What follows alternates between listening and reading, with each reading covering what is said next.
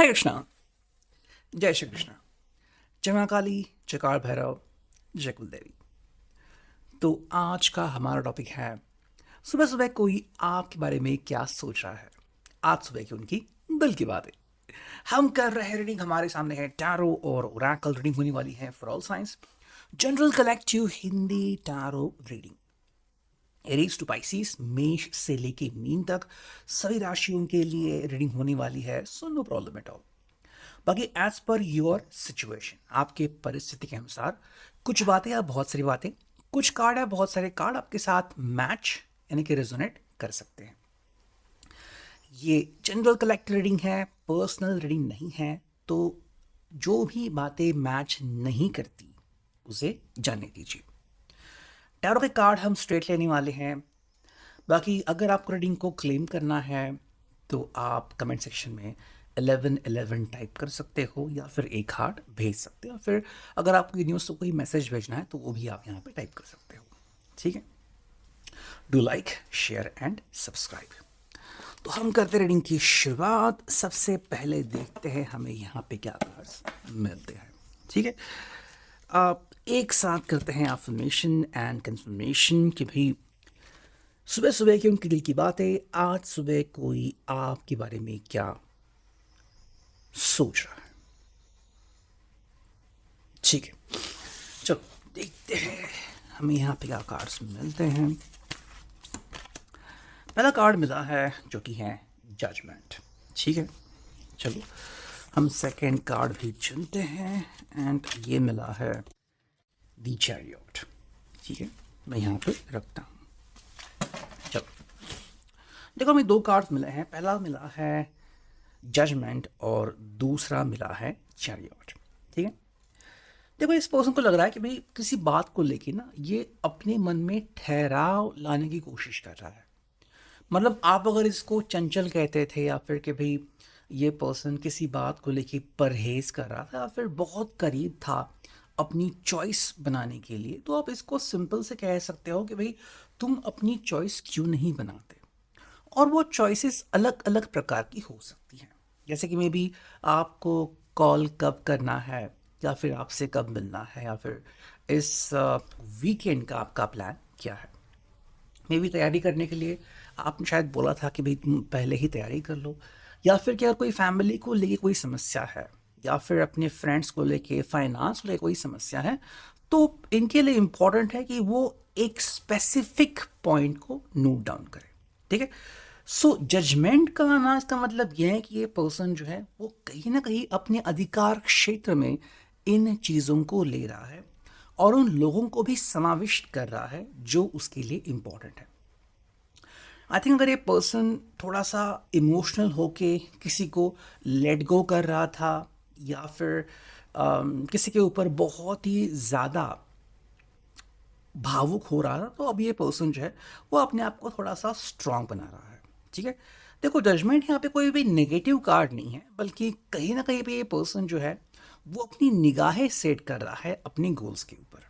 ठीक है, जैसे कि सिंपल तरीके से अपना वज़न कम करना। ठीक है, एंड मे बी अपना वज़न घटाना, वज़न बढ़ाना, या फिर कि भाई फाइनेंस को लेके ज़्यादा और ज़्यादा एक्टिव होना। तो ये पर्सन जो है वो इस चीज़ों के ऊपर अपनी निगाहें सेट कर रहा है। ठीक है, ये हो गया जजमेंट। लेकिन साथ में आ गया है द चैरियट यानी कैंसर, कर्क राशि। देखो इस पर्सन को ना बेसिकली मूव करना है। ठीक है, स्टैग्नेंट मतलब एक जगह पे नहीं रहना है। इस व्यक्ति को लग रहा था कि क्या मैं एक ही जगह पे अटका रहूंगा, क्या मैं कभी आगे बढ़ पाऊंगा। तो जवाब है हाँ, क्यों नहीं। जो भी ये पर्सन चाहते हैं वो एग्जैक्टली हो सकता है। इस व्यक्ति को बस आगे बढ़ने के लिए थोड़े से पुश की ज़रूरत थी और वो पुश इनको आई थिंक आपकी तरफ से मिला है और अपनी दोस्तों की तरफ से मिला है। आई थिंक आपने जो बार बार इनसे कहा था कि भाई अपने ऊपर काम करो, अपने ध्यान के ऊपर, मेडिटेशन के ऊपर काम करो। एंड कहीं ना कहीं इस व्यक्ति को लगा कि भाई मुझे जो जवाब चाहिए वो मुझे अंदर से ही मिलेगा। ठीक है, मतलब अगर ये कहीं बाहर कोई जवाब ढूंढ रहे थे कि भाई तुम बोलो कि मुझे क्या करना, अगर आपको इन्होंने पूछा था कि तुम बोलो कि मुझे क्या करना चाहिए, तो कहीं ना कहीं ये उनके साथ जजमेंटल व्यवहार जैसे होता, कि मतलब आप कुछ सोचकर इनका जवाब दे रहे हो, लेकिन बाद में अगर जो भी उसका फल मिलता तो वो उसका दोष आप ही को देते, आपके ऊपर ही मरते।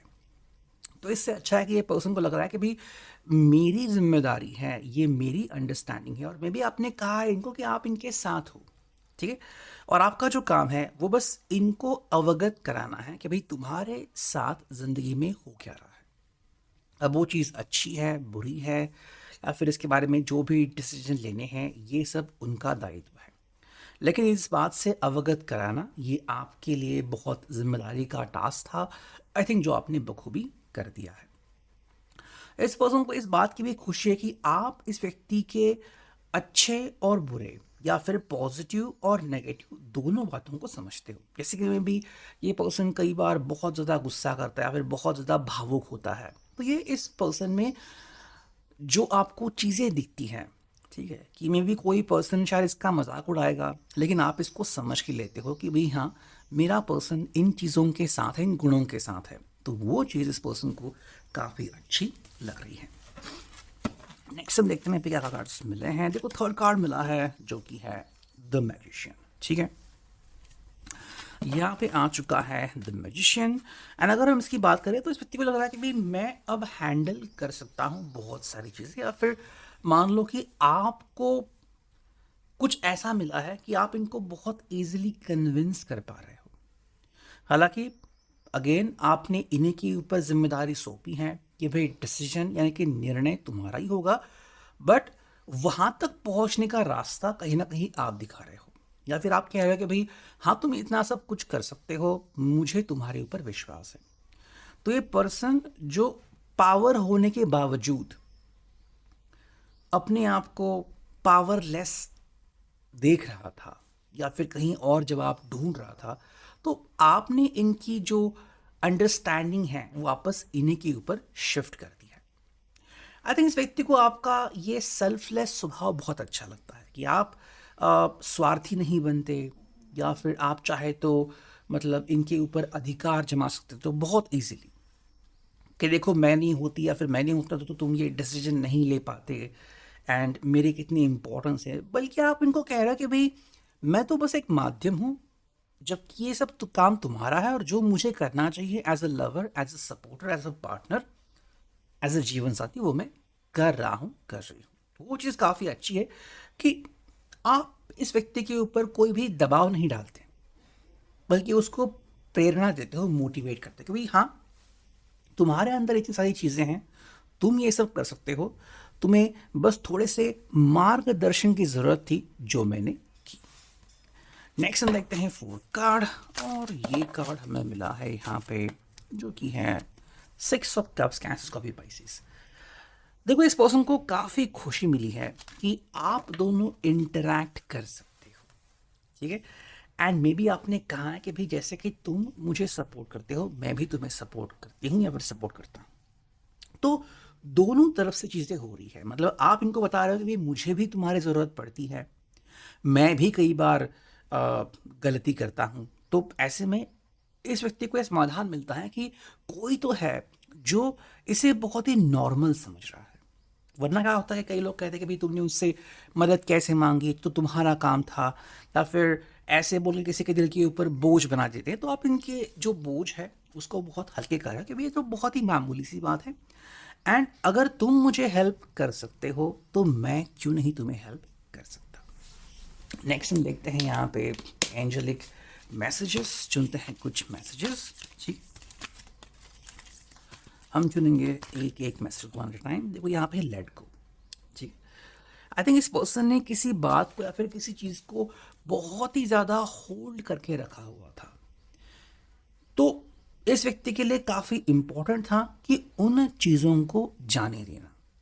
जैसे कि मैं भी कि अपना गुस्सा रोक रखा था कि मैं कैसे गुस्सा करूंगा, या फिर मैं कैसे उस दोस्त से पैसे वापस मांगूंगा, मैं कैसे ये कर पाऊंगा। तो बस इस डर को, इस भावना को जाने देना था, और फिर उनमें अपने आप परिवर्तन हो जाता।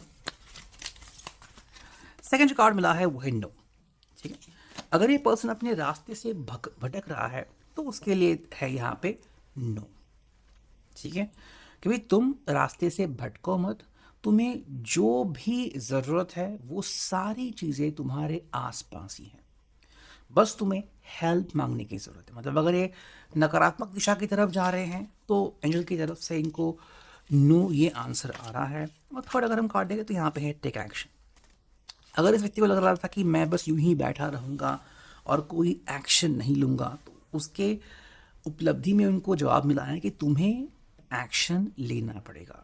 अगर तुम कह रहे कि मैं कुछ भी एक्शन नहीं लूँगा, मैं शांत बैठूंगा, तो ये कोई सही जवाब नहीं हुआ। फाइनल देखते हैं हम ये ओरेकल, यहाँ से मैं ज़्यादा कार्ड्स मिलते हैं। देखो पहला कार्ड है ड्रीम लैंड। ठीक है, आई थिंक इस व्यक्ति को जो मैसेजेस मिल रहे हैं वो ये हैं कि भाई ये उसका ड्रीम है और इस ड्रीम लैंड में आप उसको सपोर्ट करते हो, बट फाइनली जो एक्शन लेनी है वो इनको लेनी है।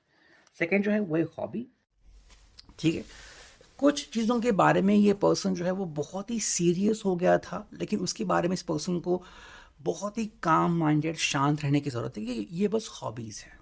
ठीक है, और जो सीरियस चीज़ें हैं उनकी तरफ सीरियसली देखने की ज़रूरत है, यानी कि अपने काम को मिक्सअप नहीं करना। और फाइनल जो कार्ड है वो है टॉक टू यूनिवर्स, बोलो। ये पर्सन अगर चुप था या फिर अपनी बातें क्लियर नहीं करता था तो उनके लिए ये संदेश आ गया कि भाई तुम्हें बात करने की ज़रूरत है। जितना तुम बात करोगे, जितना शेयरिंग करोगे, उतनी ही केयरिंग हो जाएगी। ये है reading. I hope it will resonate. Thank you.